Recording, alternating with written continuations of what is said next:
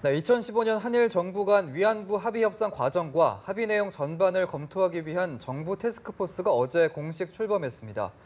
올해 연말까지 최종 결과를 도출한다는 게 목표인데요. 네, 어떤 결과가 나오든 큰 파장을 예고하고 있습니다. 자세한 소식은 정치부 이봉석 기자와 이야기해보겠습니다. 어서 오십시오. 어서 오십시오. 안녕하십니까. 네, 위안부 TF가 어제 출범했는데요. 이와 관련된 소식부터 전해주시죠. 네, 말씀하신 대로 어제 오전에 그 위안부 TF 1차 회의가 열렸습니다. 보통 TF가 이제 출범하면 이제 별도의 행사라든지 아니면 어떤 세레모니가 열릴 수도 있는데 그런 거 없이 이제 바로 1차 회의로 이렇게 열렸는데 예. 결국에는 그 문재인 정부 들어서 이제 어떤 행사라든지 절차 이런 걸 좀 간소화하는 그런 모습을 볼 수가 있는데 이 역시 좀 같은 차원이 아닌가 그런 생각이 들고 예. 그래서 이제 회의에 앞서서 그 강경화 외교부 장관이 위원들에게 위원장을 비롯한 위촉장을 수여를 하는 것으로 그렇게 이제 공식적인 그 TF가 이제 활동을 시작을 했습니다. 그래서 어제 오전에 그 위원장을 비롯한 위원들의 그 면면도 이제 드러났는데요. 언론계 출신인 오태규 위원장을 비롯해서 그 각 분야의 그 전문가들 그리고 외교부에 있는 소속돼 있는 분들 포함해서 총 9명이 이렇게 그 위원으로 활동을 예. 하게 되고 그리고 또 이제 9명만 있는 게 아니라 외교부 내에 별도의 이제 지원팀이 꾸려져 가지고 이 TF를 이제 지원하게 되는데 그렇게 치면 이제 어떤 인적 구성이 훨씬 더 이제 많다고 이제 볼 수가 있겠습니다. 그리고 어제 첫 회의다 보니까 앞으로 이제 어떻게 운영할 것인지 그다음에 앞으로 계획 이런 걸 이제 중점적으로 논의를 했는데 예. 그래서 그 일단은 그 2015년에 있었던 위안부 합의에 대해서 이제 어떤 식으로 이게 그 진행이 됐고 그리고 그 합의가 이루어졌는지에 대해서 전반적으로 조사를 하기로 그렇게 이제 의견이 모아졌고요. 그리고 또 눈길을 끄는 점이 피해자 중심주의라는 그 어떤 원칙이 이제 눈길을 끌었습니다. 네. 예. 그 2015년 같은 경우에 이 피해자분들의 어떤 그 의견을 그 듣지 않고 이제 정부가 독단적으로 좀 결정을 했다는 그런 좀 반발이 나오고 있는데 그런 차원에서 이제 이런 피해자 중심주의라는 문구를 좀 강조한 것으로 보이고요. 그리고 올해 그 연말까지 그 결과를 도출하는 것을 목표로 하고 있고 그리고 결과가 나오면 강경화 장관에게 보고를 하고 그리고 일반에도 공개를 한다는 그런 방침입니다. 예, 연말까지면 한 5개월 정도 활동을 하게 되는데 구체적으로 어떤 활동을 하게 됩니까? 네, 일단 조사 과정에서 이제 관련자들은 모두 다 이제 조사를 한다는 그런 방침입니다. 예. 결국에는 그렇게 되면 이제 박근혜 정부에서 이 합의에 관여했던 그 어떤 모든 인사들이 이제 조사 대상이 되는 건데요. 그런데 이제 문제는 아무래도 TF다 보니까 그 어떤 이렇게 강제 수사할 수 있는 권한이 없기 때문에 좀 네. 한계가 있을 수밖에 없는데요.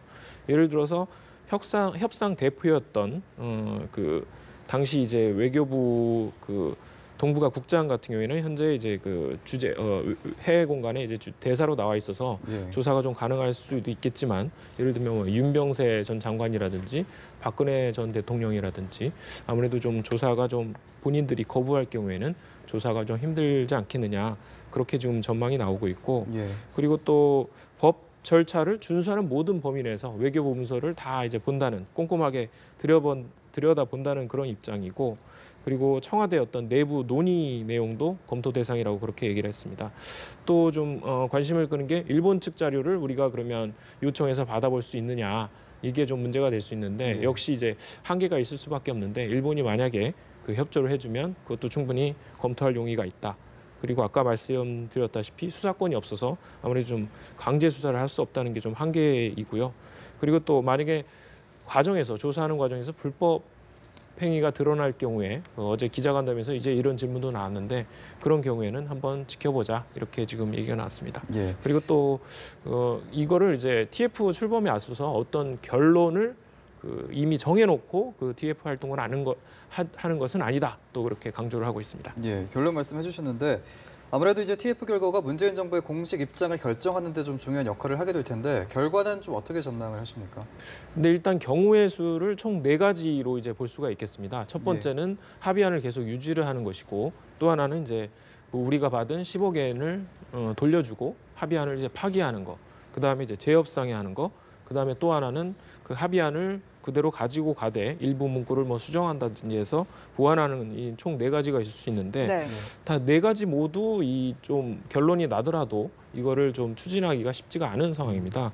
예를 들어서 합의안을 유지를 한다 그러면 지금 국내 여론이 그 합의안에 반대하는 입장이 훨씬 더 많기 때문에 예. 그 반발이 더 커질 수 있는 그런 상황이 몰릴 수 있고 결국 그렇게 되면 대통령의 어떤 지지도라든지 뭐 그런 거에도 이제 영향을 줄 수밖에 없는 그런 상황이고요.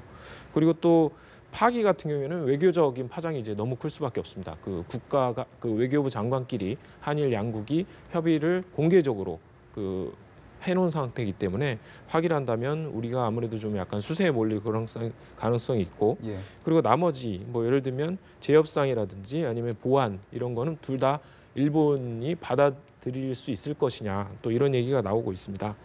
그리고 또 그 현재 이제 아베 총리의 어떤 지지도가 상당히 좀 낮은 상황이고 그 합의안에 대해서 우리나라도 반발하고 있지만 일본 내 그 당시에도 그 어떤 여론이라든지 이런 게 좋지 않은 왜 뭐 15개를 주느냐 뭐 이렇게 비롯해서 좋지 않은 상황이기 때문에 재협상을 한다면 아베 총리도 좀 궁지에 몰릴 수 있기 때문에 좀 이거 역시 가능성이 낮다. 그런데 이제 아까 말씀드렸다시피 그 피해자 중심주의를 내세운 게 좀 그 눈에 띄는 대목인데요. 이런 가능성을 통해서 보면 좀 아무래도 그 유지 쪽은 아니지 않겠느냐 또 이런 이 얘기가 나오고 있는데 네. 앞에서 말씀드렸다시피 이 4가지 모두가 좀 추진하기가 쉽지 않은 상황에서 그래서 좀 그 결과를 미리 예측하기는 좀 어려운 게 아닌가라는 생각이 듭니다. 예.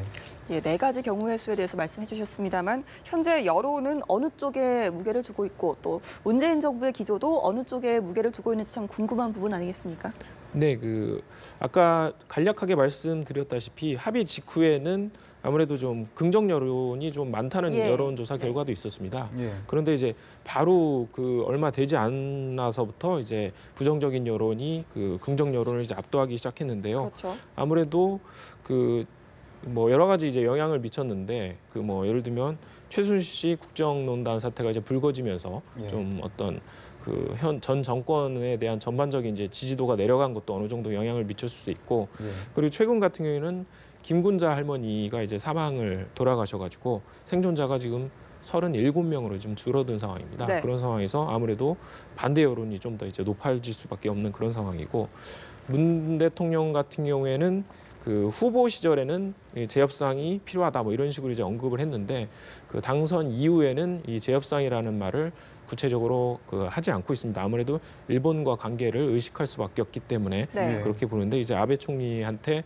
그 전에 전화 통화를 했을 때 문재인 대통령이 뭐라고 이제 얘기를 했냐면 국민 정서상 수용하기 어려운 그런 부분이 있다. 이런 정도만 이제 얘기를 했고 강경화 장관 같은 경우에도 외교부 그 후보 시절에 이 합의에 대해서 이제 상당히 이제 비판을 많이 했는데요. 예. 불가역적 최종적 합의라 이런 문구가 이제 여기에 들어가 있는데 이거는 뭐 군사적 합의에나 나올 수 있는 그런 얘기다. 이렇게 좀 또 상당히 좀 의아한 부분이 상당히 많다.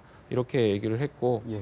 그리고 또 근데 이제 문제가 뭐냐면 이제 이 법적 구속력이 없다는 또 강경화 장관의 입장을 얘기를 했거든요. 아무래도 뭐 거기에 이제 구두 발표만 하고 서명도 없고 또 이게 장관끼리 합의이기 때문에 그 법적 구속력이 없다 이렇게 또 얘기를 했습니다. 예. 그러나 또 반면에 이게 또 합의이기 때문에 합의를 지키는 거는 국제사회의 관행이다. 또 이렇게 해서 좀 약간 다른 또 여지를 또 남겨둔 면이 좀 눈길을 끌었습니다. 예, 알겠습니다. TF 결과를 계속해서 지켜봐야겠습니다. 지금까지 정치부 이봉석 기자와 얘기 나눠봤습니다. 고맙습니다.